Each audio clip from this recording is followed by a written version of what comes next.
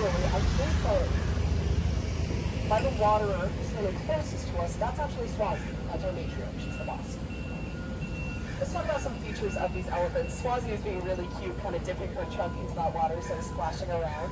Trunks are a really, really cool adaptation we have. A lot of folks are surprised to find out absolutely no bones in that trunk. It's all muscle. And there are no muscles in the trunk of an elephant that we humans have in our entire bodies. We're looking at about 4,000 muscles in just that trunk alone. By comparison, humans, we have somewhere in the ballpark of 650 muscles, so those trunks are way stronger. They're strong enough to push over any of the trees that you see here in this habitat, which is exactly why those trees are blocked off. They're also delicate and dexterous enough to pick up a single blade of grass. Wow. Now, how many of us have seen in movies and cartoons elephants using their trunks like straws to drink water? Maybe a few of us? Okay, I've seen that before too. I wish it were true. It is not. It's delightful. But as we kind of saw with Swazi, as we're seeing right now actually, hey, one second, please.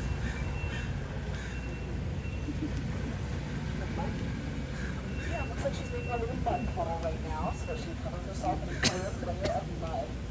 But what she's doing with that trunk, she's not going to drink through that trunk, just like it would be very, very hard for us to do that, or for her. She's going to use her trunk more like a cup. She'll dip her trunk into the water, fill up her trunk until just below her nasal cavity, like where that water actually goes up into her nose. Curl her trunk into her mouth and spray the water into her mouth. But as we can see right now, she's much more concerned with making that mud puddle. Now, why is she working on a little mud puddle right now? Mud is a really, really good natural cosmetic for elephants. Really any animal that has a lot of exposed skin and not a lot of hair covering their bodies. It is sunscreen, it's bug spray, it's lotion, it's ointment. I would say it's probably most important as sunscreen. These elephants, they don't have a lot of natural predators. The most damaging thing that they have to worry about day to day is the sun. It's constant, it's intense. If they don't have some layer of mud protecting their skin, they are going to dry.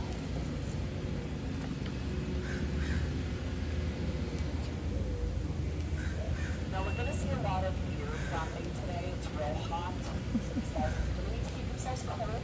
Mud is also very good to keep yourself cold.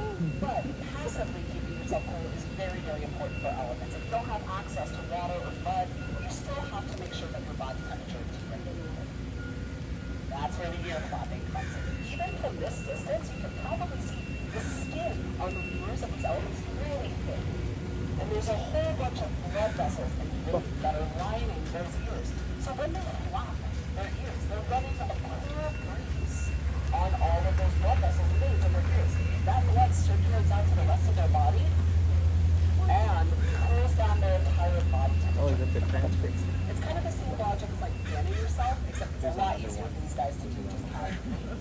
We can take advantage of this same defense mechanism. You go into any of our restaurants and just ask for a cup of ice. You can hold that ice against your wrist, where you've got a lot of veins and arteries running through. You'll cool down that blood circulates out to the rest of your body, and cool down your entire body temperature a couple degrees. Do we have any questions about these elephants before I launch into the next conservation story?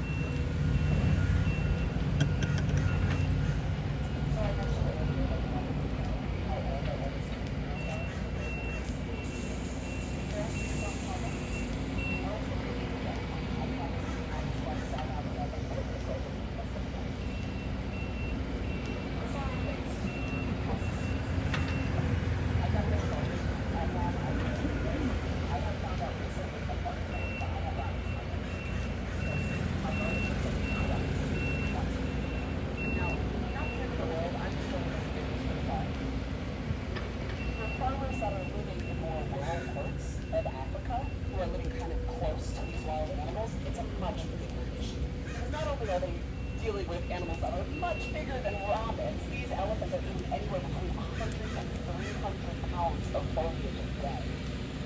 They're also subsistence farmers. So they're not just growing plants as a hobby. A lot of the time they're growing plants, growing food that they need to survive. When a herd of elephants comes through and clears out your entire farm, what are you supposed to do?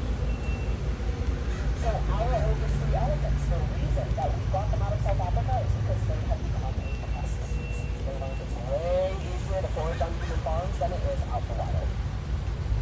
Now, the South African government didn't really know what else to do besides cull them, even hunt them. So we and Lauren Clark-Sue and Florida stepped in and said, please do not do that to those elephants. We took our herd of 3.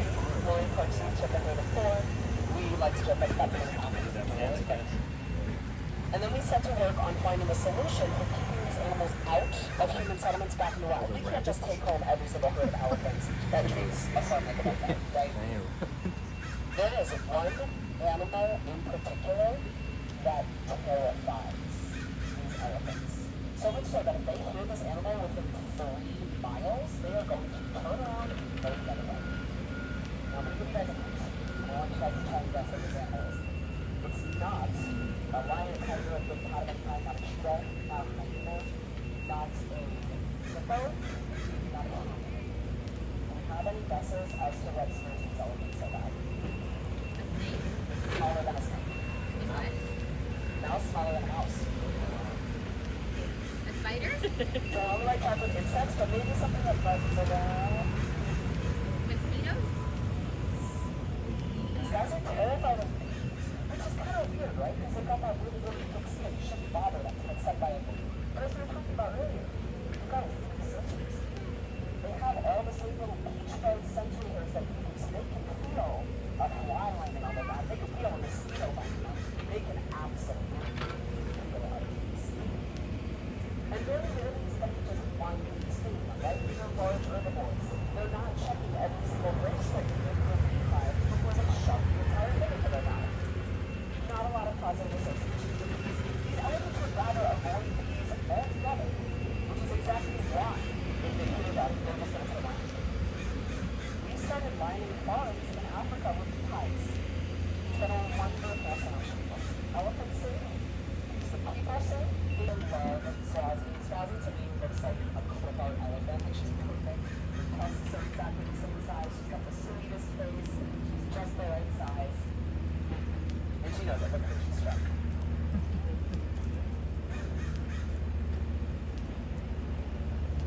Alright, I'm going to go ahead and grab my stop sign. Let's get those last photos. And then we'll start heading up the hill.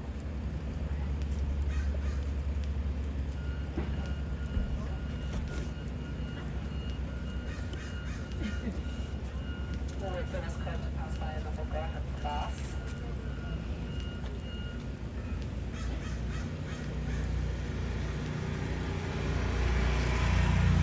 Alrighty folks, let's go ahead and cross really hard this other side of the road this time.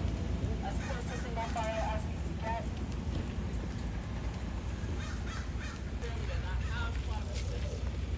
We are lucky enough to have 2 platypus present at the trail to the rear. We've got a male and a female.